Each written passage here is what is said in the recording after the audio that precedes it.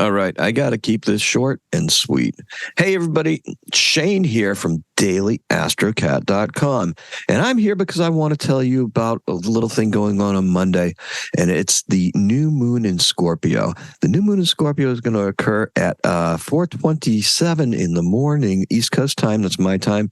And really quickly, I just wanted to show you a couple things about it. I've got a chart here that I've got to pull up, and I want to show you, okay? So I'm going to pull the chart up, the chart. No sharting, please. Okay? None whatsoever. There it is. You should be able to see it now. Okay, if you look over here, this is actually an event chart for that time, and this is at 4:27 in the morning East Coast time. Now, you can see right here, this is our moon, and that's the moon, that's the sun, that's a conjunction right there. It occurs at 20 degrees, 43 minutes of Scorpio. You can also see Mars tucked in right here at 22 degrees, 11 minutes. This right here is what's called a stellium, and we're not going to get into that right now. What we're going to do is we're going to talk about a little bit about Scorpio, because Scorpio, the moon in Scorpio is at its... we're very energized when the moon is in Scorpio. It's a energizing moon. It's something that it can be a little bit on the abrasive side, and it's also very intuitive. Okay, so we've got an intuitive moon that's a very potent moon. It's very powerful because that intuition is very deep. Scorpio has a deep interest in all things occult and all things, just wants to get to the bottom of them. Okay, it's a fixed sign. It's a very determined sign, and the Mars energy in it drives it and makes it driven to get to the answer and get to know everything and to fight and win, okay, over the long run. That's something. Mars in Aries isn't quite that determined. Mars in Aries will fight, but it will only fight for a little bit, and then it'll move on to the next thing. This right here, this full moons are great for beginnings, and it's also a great time for planting crops, everything like that. But what we're really planting with this new moon, is ideas. Okay, the conjunction here, the coming together of these two bodies, is what makes that new moon, because the moon is actually conjunct with the sun. We can't see her face. She's not reflecting any light back to us from the sun, which is what the moon tends to do. You will notice right here that this stellium, these three planets, are now all focused in Scorpio. We have Mars included in this grouping, and Mars is the ruler of Scorpio. So this gives that determination to our emotions and to us. Okay, we're really ready to go get something. Okay. But what could possibly be? Let's take a look at it. Because if we look right here, this blue line right here is a trine. This is 120 degrees of fun that ends up in Pisces. It's 25 degrees Pisces, and that's Neptune sitting right there.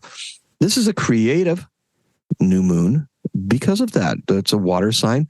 Neptune is very creative. Neptune is also a little bit on the deceptive side, can be. Neptune is retrograde, however. So retrograde Neptune tends to give us a little bit more clarity. Now, if we look at Neptune, we see two blue lines coming off of here. One goes to Pluto, and that's kind of important because Pluto is a catalyst for change. These planets have been in this position for a long time. Okay, you may have noticed that, your beliefs somewhere around here in career and stuff like that, they're starting to change, okay? Things don't look quite as rosy as they were, like when Pluto was back here, because we had all that pandemic stuff, and there was people out shopping jobs, and people were getting more money. And now we're finding out that this stuff is starting to clamp down. And we're finding that we're not able to have as much mobility or freedom or the ability to work remotely like we had, like back in the pandemic days. Some of us had. Others of us had places where we were working,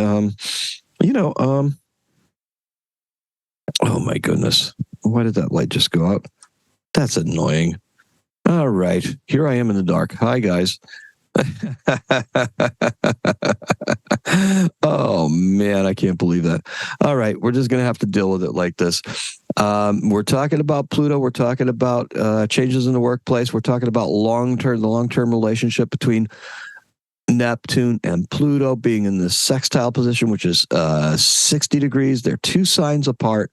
And essentially, that's a place where we can focus our work, okay? Our creative work is transformative, but it's transformative through a catalyst. It's not destructive, nor is it anything like that, because in this position, Pluto acts as a catalyst.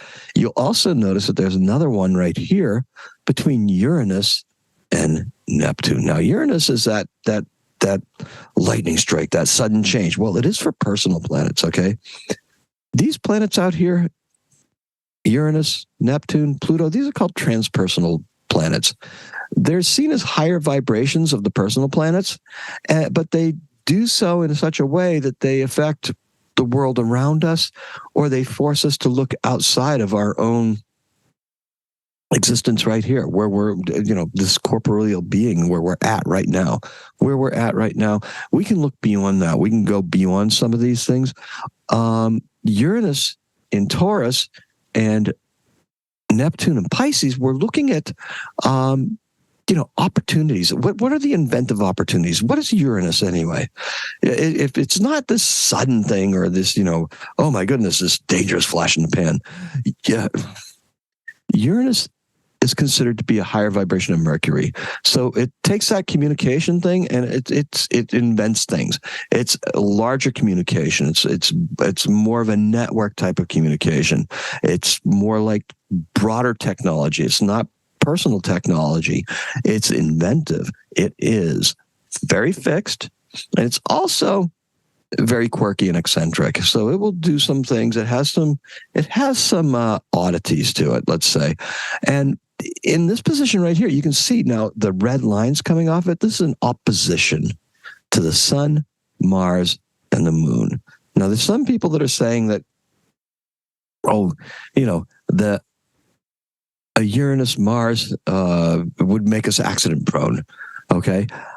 I don't need Uranus and Mars to be accident prone. I am accident prone for the most part. Okay. However, I don't need that. What I do need to do is I do need to have my actions lead to something inventive and to lead to something that will return something to me financially. That's what I'm really interested in. I'm looking at being able to utilize this creativity that's embodied in this part of it right here to be able to bring in something good for me. Now, how do we attract things to ourselves? Is it through a stellium in Scorpio? No, that's how we work towards it. That's what we're going to do to get there. Now, I had said in one of my other takes, I was talking about the South Node and the North Node as being the points where the eclipses are originating from. This lunation, which is what the new moon and full moons are called, this lunation happens to be the first one since the eclipses. Now, if you remember back when we had the eclipse of the full moon in Taurus, the lunar eclipse, we were looking at, that not necessarily being a culmination point, but a continuation point from the previous one. Those nodes had just shifted over the summer. And so that Taurus Scorpio axis that we had shifted into Aries Libra. And that brings a change in energy and dynamics, but it still has a lingering effect because even though the node is in Libra, that full moon eclipse was in Taurus. Okay, so we're bringing that energy back. So now these energies speak to each other, and this moves in a continuum this way. It's going to move that way. And then the next full moon that we have is going to be in Gemini. Okay, so we've got a new moon here, and then we're going to have another new moon in Sagittarius, but we're going to have a full moon before that in Gemini. And this is where we're really coming from with this node stuff. A lot of people think that these nodes are karmic in nature, and they could very well be right. I see them as reset points and very important touch points is where we can keep track of where we're at and then work back. This right here, the south node, is actually a point where we reset our base and we just can build. This is how we're going to grow. This is how our expectations are. As these planets that were up here cross this threshold and cross the south node, they gave up something. And the way they gave up something was, like for me, for example, my son, I gave up a little bit of ego. I give a little bit more creative power to Carrie because that's what I've got to do. That's going to serve the partnership, that sign that's in. That's what serves it. The communication, same thing. The communication, I'm trying to communicate better to everybody else. I had certain things that were stuck on. This is part of it. Right? And then Mars is an activity and it's an action. That's doing this as well. So all of that stuff was given up. We're looking at bringing this whole thing together. Now, if you look at where we're progressing, you might think, oh yeah, we're good to go. We're in Scorpio. We're going to just push this forward, right? No, not true. You look where Mercury is sitting at right here, and you can see where Saturn is right there going, You had to give something up over here in order to get to here. When you entered here at this point, right, then here is Scorpio. When you entered Scorpio, Haumea was sitting there.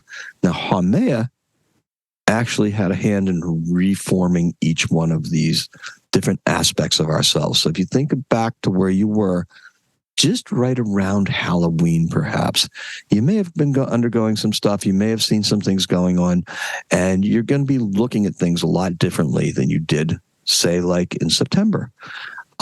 This is natural. This is part of that process. You just didn't realize what you were doing was going through that point, and you had a choice there of what you could give up and where you could go. Here, we have to make another choice. Saturn is sitting here, and there's not an opposition. That is that's a square.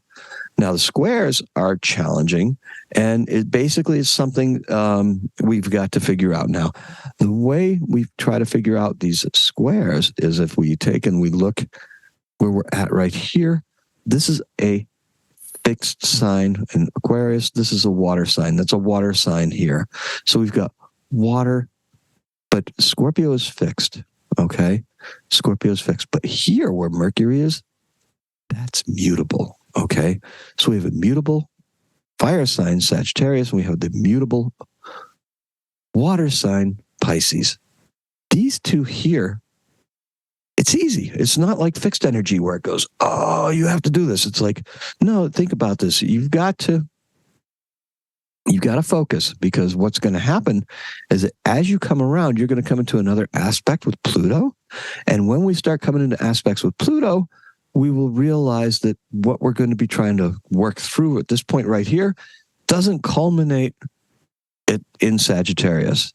It's actually going to culminate at some point in Capricorn and beyond, okay? It goes beyond because this is a continuation of the eclipse cycle. And the next eclipse is going to happen in Aries. Now, I hope that makes sense to you, and I hope that is something that you can latch on to and you can enjoy. I'm going to stop sharing my screen right now so I can sign out. There we go. Look at that. Hey, I want you to have a happy night, a happy day, happy week, happy life. Why not, right? Do what you got to do. Happy astrocatting. Thank you.